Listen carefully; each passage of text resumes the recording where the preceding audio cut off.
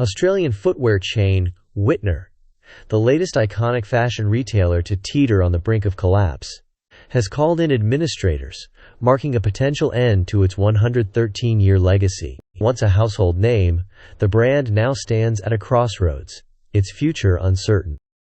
In this episode, we tell the story of Wittner's inspiring rise, untimely fall, and the factors that led to it. The air in Footscray hung heavy with the scent of leather and ambition on the day. Jaime H.J. Wittner, a 17-year-old with a head full of ideas, unlocked the door of a small shop at 45 Leeds Street. The year was 1912, and the shop, a cramped space cluttered with mismatched shoes, was not even his to claim. It had been handed to him as payment for a debt owed to his father, Arnold Wittner, a Romanian Jewish immigrant who'd arrived in Melbourne in 1885 with little more than a horse-drawn cart and a knack for trade. Arnold's instruction to his son was simple: now you're in the shoe business. H.J., a natural salesman with a booming voice and a twinkle in his eye, transformed those discarded shoes into opportunity. He plastered the walls with slogans like "Walk the Wittner Way" and pioneered Australia's first mail-order footwear service, catering to rural families who relied on catalogs and trust.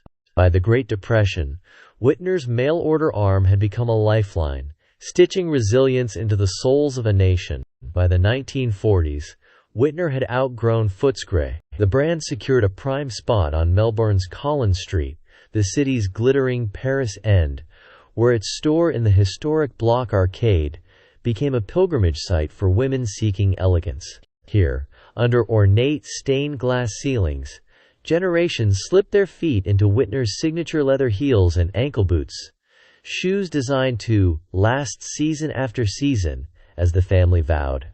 The Wittner clan, notoriously private, became local legends.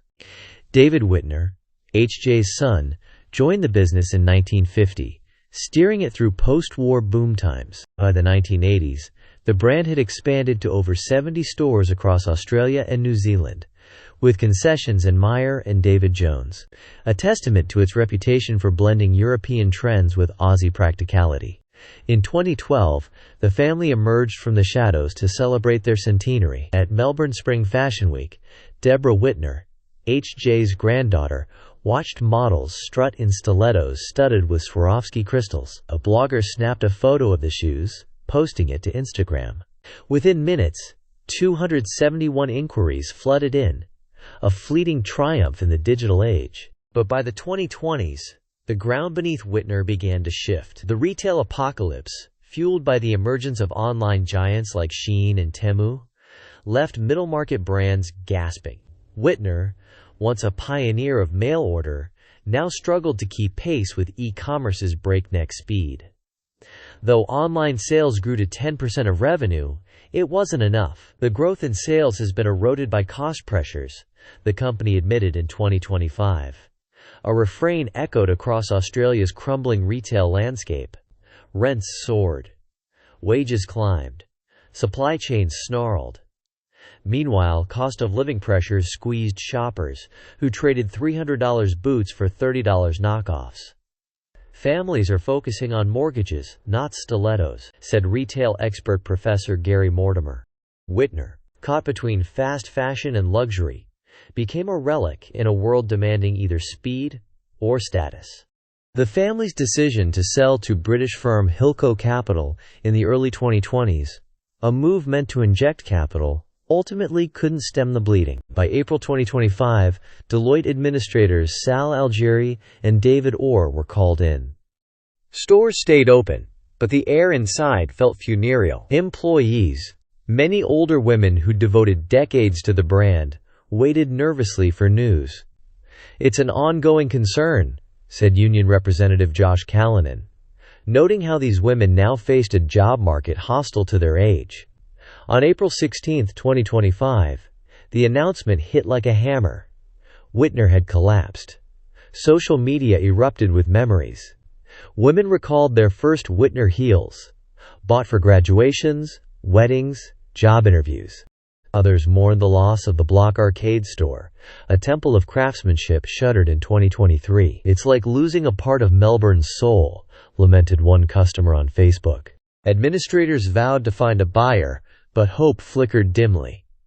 Myer, which had absorbed brands like Jeans West, showed little interest. Analysts whispered that Wittner's salvation might lie in abandoning brick-and-mortar entirely, retreating to online and concessions. A far cry from its glory days. The lights still flicker in the remaining Wittner stores, but the air inside carries the quiet unease of a farewell. Shelves once overflowing with polished leather and sleek heels now hold fewer styles, their gaps like missing teeth in a fading smile. The sales staff, many of whom have spent more years here than they care to count, greet customers with the same warmth, but their eyes betray the question they can't voice aloud. Will this be the last season? In Footscray, where H.J. Wittner first nailed his sign to the door, the old shopfront is now a bubble tea and Korean barbecue serving a new, multicultural generation.